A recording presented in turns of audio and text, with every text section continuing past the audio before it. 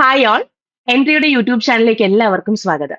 ഇന്ന് ഡിസ്കസ് ചെയ്യാൻ പോകുന്നത് SSCയുടെ ഏറ്റവും ലേറ്റസ്റ്റ് ആയിട്ട് വന്നിട്ടുള്ള നോട്ടിഫിക്കേഷൻ ആണ് SSC ഫേസ് 14 നോട്ടിഫിക്കേഷൻ. അപ്പോ ഈ ഫേസ് 14 നോട്ടിഫിക്കേഷനിലുള്ള എക്സാമുകളുടെ ആ എക്സാമിന് വേണ്ടി പ്രിപ്പറേഷൻസ് നടത്താൻ വേണ്ടിയിട്ടുള്ള സിലബസ് കാര്യങ്ങളാണ് ഇന്ന് ഞാൻ ഇവിടെ ഡിസ്കസ് ചെയ്യാൻ പോകുന്നത്. അപ്പോൾ SSC ഫേസ് 14 നോട്ടിഫിക്കേഷൻ ഒക്കെ എല്ലാവരും അറിഞ്ഞിട്ടുണ്ടാവും, എല്ലാവരും വായിച്ചിട്ടുണ്ടാവും അല്ലെ? എന്നാലും ചെറിയൊരു ഡീറ്റെയിലിംഗ് ആയിട്ട് ഞാനത് ജസ്റ്റ് ഒന്ന് പറയാം.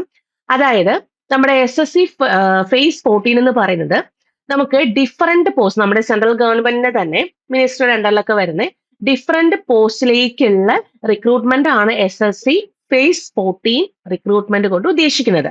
അതായത് ഇപ്പൊ നമുക്ക് CGL എടുത്തു കഴിഞ്ഞാൽ നമുക്കറിയാം, CGLനകത്ത് വരുന്ന പോസ്റ്റുകൾക്ക് ഗ്രാജുവേഷൻ ലെവൽ ക്വാളിഫിക്കേഷൻ ഉള്ളവർക്കാണ് ആപ്ലിക്കേഷൻ കൊടുക്കാൻ സാധിക്കുക. അതായത് ഒരു പർട്ടിക്കുലർ ക്വാളിഫിക്കേഷൻ ഉള്ളവർക്കാണ് അതങ്ങനെ നമുക്ക് പ്രത്യേകമായിട്ട് മാറ്റിയിട്ടുള്ളത്. ഇപ്പൊ CGL ആണെങ്കിൽ ഗ്രാജുവേഷൻ വരും, MTS ആണെങ്കിൽ 10th വരും, CHSL ആണെങ്കിൽ 12th വരും അല്ലെ?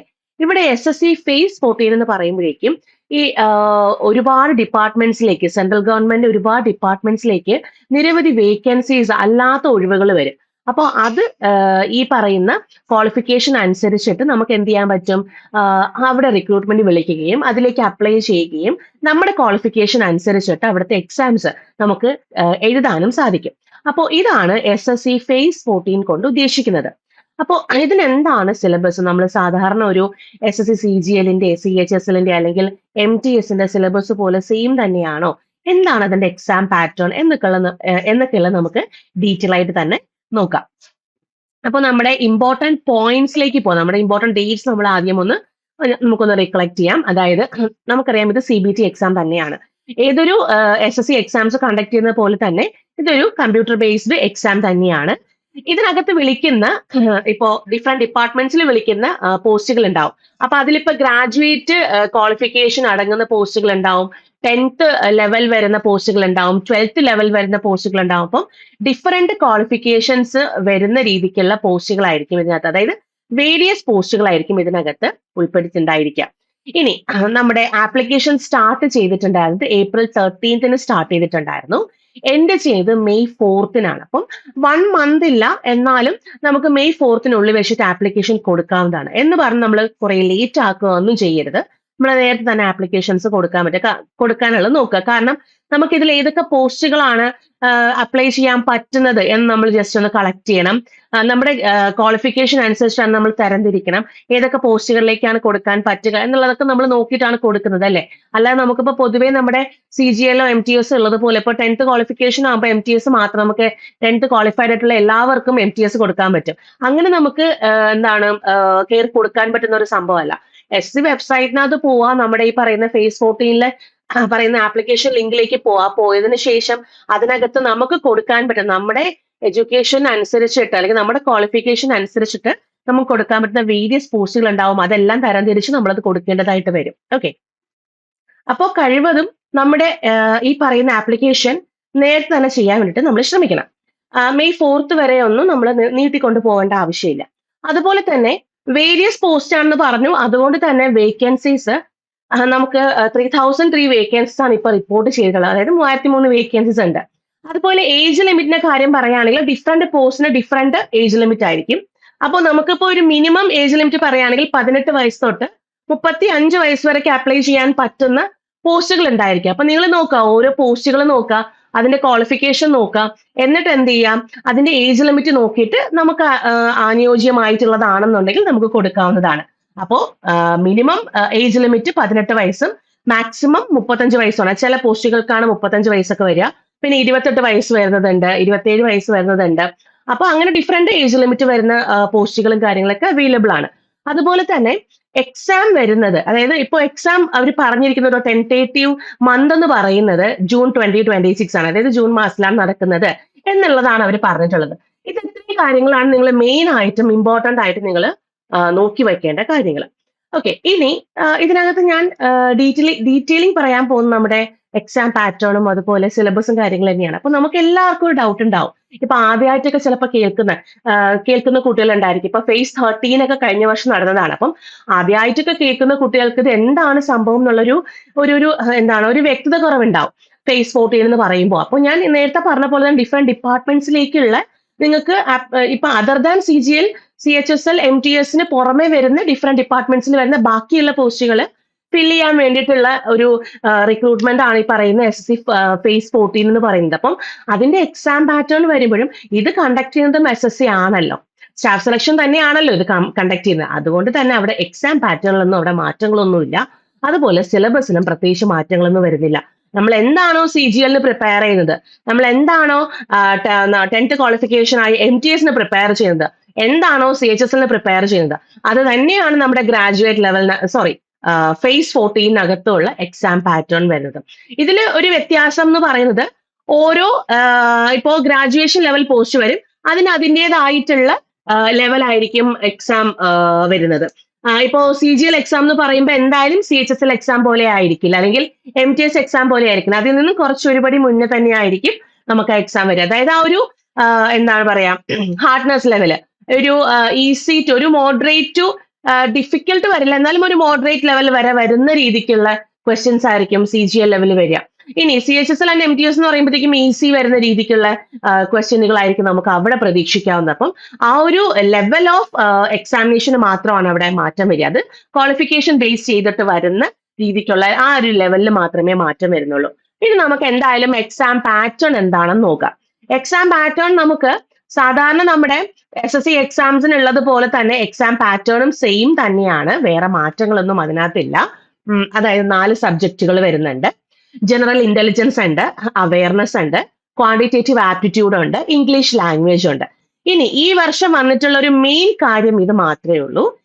ഈ വർഷം തൊട്ട് സെക്ഷണൽ ടൈമിംഗ് കൂടെ ഇൻട്രൊഡ്യൂസ് ചെയ്തു അവര്. ഇപ്പൊ ബാങ്ക് എക്സാംസ് ഒക്കെ എഴുതുന്നവർക്കാണെന്നുണ്ടെങ്കിൽ അറിയായിരിക്കും സെക്ഷണൽ ടൈമിംഗ് എന്താണെന്നുള്ളത്. ഓരോ സെക്ഷനും പ്രത്യേകം ടൈമിംഗ് അവർ പ്രൊവൈഡ് ചെയ്യും. ആ ഒരു ടൈമിംഗിൽ മാത്രമേ നമുക്ക് ആ ഒരു സെക്ഷൻ അറ്റൻഡ് ചെയ്യാൻ സാധിക്കുള്ളൂ. അതുപോലെ തന്നെയാണ് ഈ വർഷം തൊട്ട് SSC ഫേസ് 14 നമുക്ക് സെക്ഷണൽ ടൈമിംഗ് ഇൻട്രൊഡ്യൂസ് ചെയ്തിരിക്കുകയാണ്. അപ്പൊ എന്തായാലും നമുക്ക് അത് ഡീറ്റെയിൽ ആയിട്ട് നോക്കാം. ജനറൽ ഇന്റലിജൻസ് അഥവാ നമ്മുടെ റീസണിംഗ് ആണ്. അപ്പം അതിനകത്ത് നമുക്കറിയാം ഒരു ഗ്രൂപ്പ് ഓഫ് ടോപ്പിക്സ് വരും. ഇപ്പം എക്സാമ്പിൾ പറയുകയാണെങ്കിൽ blood relation, distance and direction, ഇങ്ങനെ വരുന്ന ഒരു ഗ്രൂപ്പ് ഓഫ് ടോപ്പിക്സ് ഉണ്ടാവും. എങ്ങനെയാണോ നമ്മുടെ SSC, CGL, CHSL, MTSനകത്ത് വരുന്ന എക്സാംസിലൊക്കെ വന്നിട്ടുള്ള ആ ടോപ്പിക്കിൽ അത് തന്നെയാണ് നമുക്ക് ഇതിനകത്തും പ്രതീക്ഷിക്കാവുന്നത്. അതുപോലെ തന്നെ ജനറൽ അവയർനെസ് എന്ന് പറയുമ്പോഴത്തേക്കും നമ്മുടെ കറണ്ട് അഫയേഴ്സ് റിലേറ്റഡ് ആയിട്ട് വരുന്നത്, അതുപോലെ തന്നെ ഹിസ്റ്ററി, ജോഗ്രഫി, പൊളിറ്റിക്സ്, ഇതൊക്കെയാണ് നമുക്ക് അതിനകത്ത് അവയർനെസ്സിനകത്ത് വരുന്നത്. ഇനി ക്വാണ്ടിറ്റേറ്റീവ് ആപ്റ്റിറ്റ്യൂഡ് വരുമ്പോഴത്തേക്കും നമ്മുടെ മാത്സ് ആണ്. അപ്പൊ മാത്സിൽ നമ്മൾ എന്താണ് ഈ പറയുന്ന SSC എക്സാംസിനൊക്കെ പഠിക്കുന്നത്, ആ സെയിം ടോപ്പിക്സ് തന്നെയാണ് മാത്സിനകത്ത് വരിക. ഇനി ഇംഗ്ലീഷ് ലാംഗ്വേജ് വരുന്ന സമയത്തോ ഈ സെയിം നമുക്ക് വരുന്ന രീതിക്കുള്ള വൊക്കാബുലറിയും റീഡിങ് കോംപ്രിഹെൻഷനും കാര്യങ്ങളൊക്കെയാണ്. അപ്പം എന്താണ് സിലബസ് എന്നുള്ളത് നമുക്ക് ഡീറ്റെയിൽ ആയിട്ട് നോക്കാം. അങ്ങനെ ഓരോ സെക്ഷനും 25 ക്വസ്റ്റ്യൻസ് ആണ് വരുന്നത്. സാധാരണ നമ്മുടെ SSC എക്സാംസിന് അങ്ങനെ തന്നെയാണ്. ഓരോ സെക്ഷനും 25 ക്വസ്റ്റ്യൻസ് വീതം വെച്ചിട്ട് ഓരോ സെക്ഷനും 50 മാർക്ക് വീതം വെച്ചിട്ടാണ്. അങ്ങനെ ടോട്ടൽ നമുക്ക് 100 ക്വസ്റ്റ്യൻസ് 200 മാർക്കിനാണ് വരുന്നത്. ഓക്കെ, അപ്പൊ മാക്സിമം ഈ ഒരു 4 ടെസ്റ്റും കൂടെ ചേർത്തിട്ട് വരുന്ന മാർക്ക് എന്ന് പറയുന്നത് 200 മാർക്കാണ്. ടോട്ടൽ 4 സെക്ഷനും കൂടെ ചേർത്തിട്ട് 100 ക്വസ്റ്റ്യൻസ് ആണ് നമുക്ക് വരിക. അപ്പൊ ഒരു ചോദ്യത്തിന് 2 മാർക്ക് എന്നുള്ള രീതിക്കാണ് അവിടെ വരുന്നത്. ഇനി ടൈം ഡ്യൂറേഷൻ നമുക്ക് സാധാരണ 1 മണിക്കൂർ ആയിരുന്നു. അപ്പോ ഇപ്പോ സെക്ഷണൽ ടൈമിങ്ങും കൂടെ വന്നിട്ടുണ്ട്. അതായത് ഓരോ സെക്ഷനും 15 മിനിറ്റും കൂടെ അവിടെ നമുക്ക് വരുന്നുണ്ട്. ഇപ്പം ഇന്റലിജൻസ് ആൻഡ് റീസണിങ് ആണെങ്കിൽ 15 മിനിറ്റ് കഴിയുമ്പോഴേക്കും അടുത്ത സെക്ഷനിലേക്ക് സ്വിച്ച് ചെയ്യും.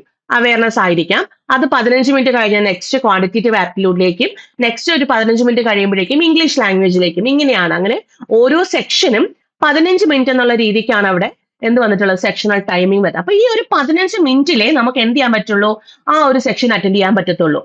നമ്മൾ സാധാരണ 60 മിനിറ്റിൽ, ഇപ്പൊ കഴിഞ്ഞ വർഷം വരെയും SSC എക്സാം നമുക്കിപ്പോ ഫേസ് 13 തന്നെ എഴുതുമ്പോൾ ടൈം ഡ്യൂറേഷൻ ടോട്ടൽ 60 മിനിറ്റ് ആയിരുന്നു.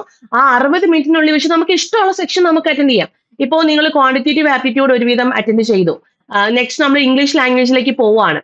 വീണ്ടും ഈ ഒരു 4 സെക്ഷനും കഴിഞ്ഞിട്ട് വീണ്ടും നമുക്ക് എന്ത് ചെയ്യാൻ പറ്റും, നമ്മളിപ്പോ മാർക്ക് ചെയ്ത് വെച്ചാൽ മാർക്ക് ഫോർ റിവ്യൂ കൊടുക്കാൻ പറ്റും. അപ്പം കൊടുക്കുന്ന സമയത്ത് നമ്മൾ മാറ്റി വെച്ചിരിക്കുന്ന ക്വസ്റ്റ്യൻസിലേക്ക് നമുക്ക് വീണ്ടും തിരിച്ചു പോയിട്ട് എന്ത് ചെയ്യാൻ പറ്റും, അത് ആൻസർ ചെയ്യാൻ പറ്റും. പക്ഷെ ഇവിടെ നമുക്ക് ആ ഒരു കാര്യം നടക്കില്ല. ഇവിടെ നമുക്ക് ഓരോ സെക്ഷനും 15 മിനിറ്റ് എന്നുള്ള രീതി കഴിയുമ്പോഴേക്കും നെക്സ്റ്റ് സെക്ഷനിലേക്ക് ഓട്ടോമാറ്റിക് ആയിട്ട് പോവുകയാണ് ചെയ്യുന്നത്. പിന്നെ നമുക്ക് ആ ഒരു സെക്ഷനിലേക്ക് തിരിച്ചു പോകാൻ പറ്റില്ല. അതുകൊണ്ട് തന്നെ ഈ ഒരു എക്സാം എഴുതുമ്പോൾ നമ്മൾ വളരെ കെയർഫുൾ ആയിട്ട് തന്നെ ആ രീതിക്ക് തന്നെ എല്ലാ ക്വസ്റ്റ്യൻസും അറ്റൻഡ് ചെയ്ത് പോകുന്ന രീതിയിൽ തന്നെ നമ്മൾ അവിടെ, അതായത് നമുക്കൊന്ന് ലീവ് ചെയ്തിട്ട് പോകാൻ പറ്റില്ല, വീണ്ടും വന്ന് അറ്റൻഡ് ചെയ്യാമെന്നുള്ള രീതിക്ക് നമുക്ക് പോകാൻ പറ്റില്ല. ഇതാണ് നമുക്ക് ഇപ്പൊ വന്നിട്ടുള്ള ഒരു മേജർ ചേഞ്ച് എന്ന് പറയുന്നത്. ഓക്കെ, ഇനി നമുക്ക് ഇതിന്റെ സിലബസ് നോക്കാം. അപ്പൊ സിലബസ് നോക്കുമ്പോഴത്തേക്കും നമ്മുടെ സിലബസ് വരുന്നത് first general intelligence and reasoning ആണ്. എന്താണോ ഞാൻ നേരത്തെ പറഞ്ഞ SSC എക്സാംസിന് വരുന്ന ആ സെയിം സിലബസ് തന്നെയാണ്. ഇപ്പം അനലോഗീസ് ഉണ്ട്, ഓഡ് മാൻ ഔട്ട് ഉണ്ട്, അതായത് നമ്മുടെ ക്ലാസിഫിക്കേഷൻ റിലേറ്റഡ് ആയിട്ട് വരുന്ന ചോദ്യങ്ങൾ വരാറുണ്ട്. സീരീസിൽ വെർബലും നോൺ വെർബലും വരാറുണ്ട്. ഇപ്പം സീരീസ് എന്ന് പറയുമ്പോഴത്തേക്കും alphabet series, number series, mixed series ഇങ്ങനെയൊക്കെയാ വരിക. അതില് പിന്നെ നമുക്കത് വെർബൽ ആയിട്ട് വരുന്നത്. ഇനി നോൺ വെർബൽ എന്ന് പറയുമ്പോഴത്തേക്ക് ഫിഗർ സീരീസ് ഒക്കെ വരുന്ന രീതിക്കുള്ള നോൺ വെർബൽ സീരീസുകൾ വരാറുണ്ട്. കോഡിംഗ് ഡീകോഡിംഗ് വരാറുണ്ട്. കോഡിംഗ് ഡീകോഡിങ്ങിലും പല ടൈപ്പുകളുണ്ട്. ഇപ്പൊ പറയുകയാണെങ്കിൽ നമ്പർ കോഡിംഗ്, ആൽഫബറ്റ് കോഡിംഗ് ഉണ്ട്, കണ്ടീഷണൽ കോഡിംഗ് ഉണ്ട്, അതുപോലെ ചൈനീസ് കോഡിംഗ്, അങ്ങനെ പല ടൈപ്പുകൾ വരുന്ന കോഡിംഗ് ഡീകോഡിംഗ് ക്വസ്റ്റ്യൻസ് വരാറുണ്ട്. ബ്ലഡ് റിലേഷൻ വരുമ്പോഴത്തേക്കും കോൺവെർസേഷൻ ടൈപ്പ് വരാറുണ്ട്, സ്റ്റാൻഡേർഡ് ടൈപ്പിൽ വരുന്ന ക്വസ്റ്റ്യൻസ് വരാറുണ്ട്. അതുകൂടാണ്ട് നമ്മുടെ കോഡഡ് ബ്ലഡ് റിലേഷൻ വരുന്ന രീതിക്കുള്ള ക്വസ്റ്റ്യനുകൾ വരാറുണ്ട്. ഡിസ്റ്റൻസ് ആൻഡ് ഡിറക്ഷനിലും അതുപോലെ തന്നെയാണ്. നോർമൽ ഡിസ്റ്റൻസ് ആൻഡ് ഡിറക്ഷനിൽ വരുന്ന ക്വസ്റ്റ്യൻസും അതുപോലെ തന്നെ കോഡ് ഡയറക്ഷനിൽ വരുന്ന രീതിക്കുള്ള ക്വസ്റ്റ്യനുകളും നമുക്ക് വരാറുണ്ട്. ഇനി വെൻ ഡയഗ്രാം അറിയാലോ, നമ്മുടെ ഫിഗേഴ്സ് വെച്ചിട്ട് കണക്ട് ചെയ്യുന്ന റിലേറ്റ് ചെയ്യുന്ന രീതിക്കുള്ളതാ വെൻ ഡയഗ്രാംസ് വരാറുണ്ട്. സിലോജിസം, ഇതെല്ലാം ബേസിക് ലെവൽ ക്വസ്റ്റ്യൻസ് ആണ് വരുന്നത്. ഇതെല്ലാം ഏകദേശം ഈ പറയുന്നത് എല്ലാം ബേസിക് ലെവൽ ക്വസ്റ്റ്യൻസ് തന്നെയാണ്. ഭയങ്കര എക്സ്ട്രീം ലെവലുള്ള ക്വസ്റ്റ്യൻസ് ഒന്നും ആയിരിക്കില്ല വരുന്നത്. ബേസിക് ലെവൽ ക്വസ്റ്റ്യൻസ് തന്നെയാണ് വരുന്നത്. അപ്പൊ സിലോജിസം ആയിരുന്നാലും പസിൽസ്, സീറ്റിംഗ് അറേഞ്ച്മെന്റ്, ഇതൊക്കെ വളരെ ബേസിക് ആയിട്ട് വരുന്ന രീതിക്കുള്ള ക്വസ്റ്റ്യനുകളാണ് വരുന്നത്. ഇപ്പം പസിൽസ് എന്ന് പറയുമ്പോഴത്തേക്ക് നമുക്കറിയാം, ഇപ്പം മന്ത്സ്, ഡേറ്റ്സ് ഒക്കെ വെച്ചിട്ടുള്ള പസിലുകൾ വരാറുണ്ട്. അതുപോലെ ബോക്സ് ടൈപ്പുകളൊക്കെ വരാറുണ്ട്. നെക്സ്റ്റ് സീറ്റിംഗ് അറേഞ്ച്മെന്റ് എന്ന് പറയുമ്പോൾ സർക്കുലർ, ട്രയാങ്കിൾ, റെക്ടാങ്കിൾ, സ്ക്വയർ അങ്ങനെ വരുന്ന പല സീറ്റിംഗ് അറേഞ്ച്മെന്റുകൾ വരാറുണ്ട്. പിന്നെ നമുക്ക് നോൺ വെർബലിനകത്ത് വരുന്ന mirror images, water images, embedded ഫിഗേഴ്സിനുള്ളിൽ നിന്ന് കണ്ടുപിടിക്കുന്ന സംഭവങ്ങൾ, അതാണ് എംബഡഡ് ഫിഗർ എന്ന് പറയുന്നത്. പിന്നെ കൗണ്ടിങ് ഫിഗേഴ്സ്, ഒരു ഫിഗർ തന്നിട്ട് അതിനകത്ത് എത്ര ട്രയാങ്കിൾസ് ഉണ്ട്, എത്ര സ്ക്വയറുകൾ ഉണ്ടെന്നുള്ളത് കൗണ്ട് ചെയ്യുന്ന രീതിക്കുള്ളത്. പിന്നെ പേപ്പർ ഫോൾഡിംഗ് ഉണ്ടല്ലോ, ഇങ്ങനെ മടക്കി വെച്ചിരിക്കുന്ന പേപ്പറിൽ എന്തെങ്കിലും ഒരു കട്ടിങ്സ് കൊടുത്തിട്ട് അത് നിവർക്കുമ്പോൾ എങ്ങനെ വരും, ആ ഒരു എന്താണ് ഫിഗർ എങ്ങനെയായിരിക്കും വരുന്നത്, അങ്ങനത്തെ പേപ്പർ ഫോൾഡിംഗ് ആൻഡ് അൺഫോൾഡിംഗ് വരാറുണ്ട്. പിന്നെ സ്റ്റേറ്റ്മെന്റ് ആൻഡ് അസംഷൻസ്, അതുപോലെ തന്നെ ആർഗ്യുമെന്റ്സ്, കോഴ്സ് ഓഫ് ആക്ഷൻ, ഇങ്ങനെ വരുന്ന സ്റ്റേറ്റ്മെന്റ് ടൈപ്പ് വരുന്ന ക്വസ്റ്റ്യനുകൾ വരാറുണ്ട്.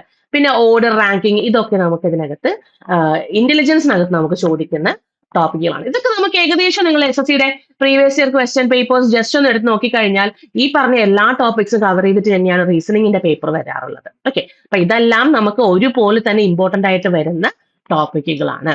ഇനി നെക്സ്റ്റ് നമുക്ക് നോക്കാം, അവയർനെസിന്റെ കേസ് നോക്കാം. ജനറൽ അവയർനെസ് ആണ്. അവയർനെസ്സിനകത്ത് സ്റ്റാറ്റിക് GK വരാറുണ്ട്. ഇപ്പൊ ജോഗ്രഫി റിലേറ്റഡ് ആയിട്ട് വരുന്ന സ്റ്റാറ്റിക് GK, അതായത് ഇപ്പൊ പണ്ട് നടന്നിട്ടുള്ള കാര്യങ്ങൾ, ഇപ്പൊ ഇതുവരെ ചേഞ്ച് ആവാതെ ഇരിക്കുന്ന സ്റ്റാറ്റിക് GK കാര്യങ്ങൾ. ഇപ്പം എക്സാമ്പിൾ പറയുകയാണെങ്കിൽ നാഷണൽ പാർക്കോ ഇപ്പൊ വൈൽഡ് ലൈഫ് സാങ്ച്വറി, അങ്ങനെ പുതുതായിട്ട് ആഡ് ചെയ്യുന്നതല്ല, എന്നാലും നമ്മൾ പണ്ട് രീതിക്ക് വന്ന രീതിക്കുള്ള സ്റ്റാറ്റിക് GK കാര്യങ്ങളും, അതുപോലെ തന്നെ Indian constitution level questions, economics, science എന്ന് പറയുമ്പോൾ ഫിസിക്സ്, കെമിസ്ട്രി, അതുപോലെ ബയോളജി വരുന്നത്. പിന്നെ നമുക്ക് history, geography, art and culture, ഇതൊക്കെ നമ്മൾ സാധാരണ നമ്മുടെ SCക്ക് പഠിക്കുന്ന ആ സെയിം സംഭവങ്ങൾ തന്നെയാണ് നമുക്ക് അതിനകത്ത് വരുന്നത്. പിന്നെ കറണ്ട് അഫയേഴ്സ് ലേറ്റസ്റ്റ് ആയിട്ടുള്ള ഒരു 6 to 8 months വരെ വരുന്ന കറണ്ട് അഫയേഴ്സ് ആണ് നമുക്ക് ചോദിക്കുന്നത്. കറണ്ട് അഫയേഴ്സിനകത്ത് വരുമ്പോൾ ഇമ്പോർട്ടൻറ്റ് ഡേറ്റ്സ്, ഈവെന്റ്സ്, പിന്നെ ബുക്സ് ആൻഡ് ഓതേഴ്സ്, സ്പോർട്സ്, പിന്നെ പറയുകയാണെങ്കിൽ ഒബിച്വറീസ്, പിന്നെ അവാർഡ്സ് ആൻഡ് ഓണേഴ്സ്, പിന്നെ ഇപ്പം റീസെന്റ് ആയിട്ട് നടന്നിട്ടുള്ള ഇന്റർനാഷണൽ ലെവൽ വരുന്ന എന്തെങ്കിലും എഗ്രിമെന്റ്സോ, അങ്ങനെ കുറെ കാര്യങ്ങളുണ്ടല്ലോ. അപ്പൊ അതൊക്കെയാണ് നമുക്ക് ഇതിനകത്ത്, അതായത് നമ്മുടെ കറണ്ട് അഫയേഴ്സിനകത്ത് ചോദിക്കാൻ സാധ്യതയുള്ള ഏരിയകൾ. പിന്നെ ഇപ്പോ സ്പോർട്സ് റിലേറ്റഡ് ആയിട്ടാണെങ്കിൽ ഇപ്പം ഇവന്റ്സ് റിലേറ്റഡ് ആയിട്ടൊക്കെ ഒരുപാട് നമുക്ക് ചോദിക്കാറുണ്ട്. അപ്പം ഈ രീതിയിലുള്ളതാണ് നമ്മുടെ ജനറൽ അവയർനെസ് എന്ന് പറയുന്ന പോർഷനകത്തുനിന്ന് വരുന്നത്. പിന്നെ നമുക്ക് നെക്സ്റ്റ് വരുന്നത് ക്വാണ്ടിറ്റേറ്റീവ് ആപ്റ്റിറ്റ്യൂഡ് ആണ്. ആപ്റ്റിറ്റ്യൂഡ് എന്ന് പറയുമ്പോഴേക്കും നമുക്കറിയാം അതിനൊരു പ്രത്യേക ഇതുണ്ട്. ഇപ്പൊ റീസണിങ് പറയുന്ന പോലെ തന്നെ ഒരു പ്രത്യേക ടോപ്പിക്കുകൾ തന്നെ പ്രത്യേകിച്ച് തന്നെയുണ്ട്. ഇപ്പൊ നമ്പർ സിസ്റ്റത്തിൽ ആണ് തുടങ്ങുന്നത്. നമ്പർ സിസ്റ്റം എന്ന് പറയുമ്പോൾ LCM, HCF, പിന്നെ യൂണിറ്റ് ഡിജിറ്റ് വരുന്ന രീതിക്കുള്ള, അത് അങ്ങനെ വരുന്ന നമ്പർ ഡിജിറ്റ്, ഇപ്പൊ ഡിവിസിബിലിറ്റി റൂളുകൾ വരുന്നത്, അതൊക്കെ നമുക്ക് നമ്പർ സിസ്റ്റത്തിനകത്ത് വരും. പിന്നെ നമുക്ക് സിംപ്ലിഫിക്കേഷൻ വരുന്ന രീതിക്കുള്ള ക്വസ്റ്റ്യനുകൾ വരാറുണ്ട്. Percentage, ratio and proportion, average, ages, പിന്നെ profit and loss, simple and compound interest, time and work, time, speed and distance, data interpretation. പിന്നെ നമുക്ക് അഡ്വാൻസ് ലെവലിൽ വരുന്ന മാത്സുകളായ ടോപ്പിക്കുകളായ എന്താണ് മെൻസുറേഷൻ ചോദിക്കാറുണ്ട്, 2D 3D ചോദിക്കാറുണ്ട്, ഓൾജിബ്ര ചോദിക്കാറുണ്ട്, ട്രിഗണോമെട്രി ചോദിക്കാറുണ്ട്, ജോമെട്രി ചോദിക്കാറുണ്ട്. അങ്ങനെ നമുക്ക് അഡ്വാൻസ് ലെവലും സാധാരണ നമ്മുടെ എന്താ നോർമൽ ലെവലിലുള്ള ആപ്റ്റിറ്റ്യൂഡ് ചാപ്റ്റേഴ്സ് തന്നെയാണ് നമുക്കിവിടെ നമ്മുടെ SSC എക്സാംസിന് ചോദിക്കുന്ന സെയിം സംഭവം തന്നെയാണ് നമുക്ക് ഈ പറയുന്ന ക്വാണ്ടിറ്റേറ്റീവ് ആപ്റ്റിറ്റ്യൂഡിനകത്തും ചോദിക്കുന്നത്. ഇനി നെക്സ്റ്റ് ഇംഗ്ലീഷ് ലാംഗ്വേജ് ആണ്. ഇംഗ്ലീഷ് ലാംഗ്വേജിനകത്ത് ഞാൻ നേരത്തെ പറഞ്ഞ പോലെ റീഡിംഗ് കോംപ്രിഹെൻഷൻ ഭയങ്കര ഇമ്പോർട്ടന്റ് ആയിട്ട് വരുന്ന റീഡിംഗ് കോംപ്രിഹെൻഷൻ, പിന്നെ വൊക്കാബുലറി ടൈപ്പ്, പിന്നെ വരുമ്പോഴത്തേക്കും spot the error, filling the blanks, synonyms അതായത് നമ്മുടെ ഹോമോണിംസ്, പിന്നെ ആന്റണിംസ്, സ്പെല്ലിങ്സ്, അതായത് ഡിറ്റക്റ്റിംഗ് നോ സ്പെൽറ്റ് വേർഡ്സും കാര്യങ്ങളൊക്കെയാണ്. പിന്നെ ഇഡിയംസ് ആൻഡ് ഫ്രേസസ്, പിന്നെ ആക്റ്റീവ് ആൻഡ് പാസീവ് വോയിസസ് വരുന്നത്, പിന്നെ എന്താണ് വൺ വേർഡ് സബ്സ്റ്റിറ്റ്യൂഷൻ വരാം, ഇംപ്രൂവ്മെന്റ് ഓഫ് സെന്റൻസസ് വരാം, പിന്നെ conversion into direct indirect speeches വരാം അല്ലെ, പിന്നെ സെന്റൻസുകൾക്ക് ഷഫിൾ ചെയ്യുന്ന രീതിക്കുള്ളത്, പാസേജിനകത്ത് സെന്റൻസ് ഷഫിൾ ചെയ്യുന്ന രീതിക്കുള്ളത്, ക്ലോസ് പാസേജുകൾ, ഇതൊക്കെയാണ് നമുക്ക് ഇംഗ്ലീഷ് ലാംഗ്വേജിനകത്ത്. അപ്പൊ നമ്മൾ ഗ്രാമർ ബേസ് ചെയ്തിട്ട് അറിഞ്ഞിരിക്കുക, നമ്മുടെ റീഡിംഗ് സ്കില്ല് കൂട്ടുക എന്നുള്ളതാണ് ഇംഗ്ലീഷ് കൊണ്ട് അവിടെ ഉദ്ദേശിക്കുന്നത്. അപ്പൊ ഇത്രയാണ് നമ്മുടെ സിലബസ് റിലേറ്റഡ് ആയിട്ട് വരുന്ന നമ്മുടെ എന്താണ് SSC phase 14. അപ്പോൾ നമുക്ക് വേറെ മാറ്റങ്ങളൊന്നുമില്ല, ആകെ ഒരു ഒറ്റ മേജർ മാറ്റം മാത്രമേ വന്നിട്ടുള്ളൂ. സെക്ഷണൽ ടൈമിങ്ങിന്റെ ഇമ്പോർട്ടൻസ് മാത്രമാണ് ഇതിനകത്ത് വന്നിട്ടുള്ളത്. ബാക്കിയെല്ലാം എന്താണോ നമ്മുടെ CGL, എന്താണോ MTS, എന്താണോ CHSL, അതേപോലെ തന്നെ നിങ്ങൾ പഠിച്ചാൽ മതി. അത് തന്നെ കണ്ടിന്യൂ ചെയ്ത് പോയി കഴിഞ്ഞാൽ SC 14 നിങ്ങൾ അപ്ലൈ ചെയ്തിരിക്കുന്ന പോസ്റ്റുകളും നിങ്ങൾക്ക് എന്ത് ചെയ്യാൻ പറ്റും, എഴുതിയെടുക്കാൻ വേണ്ടി സാധിക്കും. ഓക്കെ, അപ്പോൾ ഇതിനുള്ള പ്രിപ്പറേഷൻസും കാര്യങ്ങളും ഒക്കെ നിങ്ങൾ തുടങ്ങേണ്ടതായിട്ടുണ്ട്. ഇപ്പൊ നിങ്ങൾ ആദ്യമായിട്ടൊക്കെ കേൾക്കുന്നവരാണെന്നുണ്ടെങ്കിൽ നിങ്ങൾ സ്റ്റാർട്ട് ചെയ്തോളൂ. നമ്മൾ SSC ലെവൽ ആണല്ലോ, അപ്പൊ SCക്ക് പഠിച്ചുകൊണ്ടിരിക്കുന്നവരും എന്ത് ചെയ്യുക, ഈ ഒരു ഓപ്പർച്യൂണിറ്റി നിങ്ങൾ മിസ്സാക്കരുത്. അപ്പൊ അതിന് വേണ്ടിയിട്ട് നിങ്ങൾ ഈ നന്നായിട്ടുള്ള പ്രിപ്പറേഷൻ ആണ് നിങ്ങൾ ആഗ്രഹിക്കുന്നതെങ്കിൽ നമ്മുടെ എൻട്രിയിൽ ഒരുപാട് ബാച്ചസും കാര്യങ്ങളും ഒക്കെ ഇപ്പൊ അവൈലബിൾ ആണ്. നമ്മുടെ SSC റിലേറ്റഡ് ആയിട്ടുള്ള ബാച്ചസ് ആണെങ്കിലും, റെയിൽവേ റിലേറ്റഡ് ആയിട്ടുള്ള ബാച്ചസ് ആണെങ്കിലും, ബാങ്ക് ബാച്ചസ് ആണെങ്കിലും ഒക്കെ നിങ്ങൾക്ക് ഇതിനകത്ത് അവൈലബിൾ ആണ്. ഇപ്പൊ SSCയുടെ phase 14 നിങ്ങൾക്ക് SSC റിലേറ്റഡ് ആയിട്ട് വരുന്ന ബാച്ചസിൽ നിങ്ങൾക്ക് ജോയിൻ ചെയ്താൽ മതി. ഈ പറയുന്ന എക്സാമുകളൊക്കെ നമുക്ക് അറ്റൻഡ് ചെയ്യാവുന്നതാണ്. അപ്പൊ ഫുള്ളി നമ്മുടെ എക്സാമിന്റെ അല്ലെങ്കിൽ നമ്മുടെ ആ ഒരു കോഴ്സിന്റെ ഒരു ഓവർവ്യൂ ഇങ്ങനെയാണ്. നമുക്ക് റെക്കോർഡ് സെഷൻസ് ഉണ്ടാവും, ലൈവ് സെഷൻസ് ഉണ്ടാവും, നിങ്ങൾക്ക് ആവശ്യമായിട്ടുള്ള എല്ലാ ഡൗട്ട് ക്ലിയറൻസും കാര്യങ്ങളൊക്കെ തീർക്കാനുള്ള ഡൗട്ട് ക്ലിയറൻസ് സെഷൻസുകൾ ഉണ്ടാവും. പിന്നെ എന്താണ് മോക്ക് ടെസ്റ്റുകൾ, അൺലിമിറ്റഡ് വരുന്ന മോക്ക് ടെസ്റ്റുകൾ, അതുപോലെ തന്നെ എക്സാം അടുക്കാറാവുമ്പോൾ വരുന്ന ടെസ്റ്റുകളും കാര്യങ്ങളും ഒക്കെ നിങ്ങൾക്ക് ഇതിനകത്ത് മെയിൻ ആയിട്ടും കംപ്ലീറ്റ് ആയിട്ട് നിങ്ങൾക്ക് പ്രൊവൈഡ് ചെയ്യുന്നതാണ്. സ്റ്റഡി മെറ്റീരിയൽസും ഒക്കെ നിങ്ങൾക്ക് ഇതിനകത്ത് പ്രൊവൈഡ് ചെയ്യുന്നതാണ്. അപ്പോൾ ഈ മാസത്തെ ഈ ഒരു ഏപ്രിൽ ലാസ്റ്റ് വരേക്കും വരുന്ന ഒരു ഓഫറാണ് ഞാനിവിടെ പറയാൻ പോകുന്നത്. അതായത് നമ്മുടെ എൻട്രിയുടെ ബാങ്കോ SSCയോ റെയിൽവേയോ ഇതിൽ ഏത് കോഴ്സ് നിങ്ങൾ എടുത്തു കഴിഞ്ഞാലും നമുക്കിപ്പോ കരിയർ ഫെസ്റ്റ് നടക്കുന്ന ഒരു മന്ത് കൂടിയാണ് ഏപ്രിൽ മന്ത്. അപ്പൊ ഏപ്രിൽ നമുക്ക് സ്റ്റാർട്ട് ചെയ്തപ്പോൾ തന്നെ നമ്മുടെ ഈ ഒരു എന്താണ് ഓഫർ സ്റ്റാർട്ട് ചെയ്തിട്ടുണ്ടായിരുന്നു. അപ്പൊ കരിയർ ഫെസ്റ്റ് നടക്കുകയാണ്.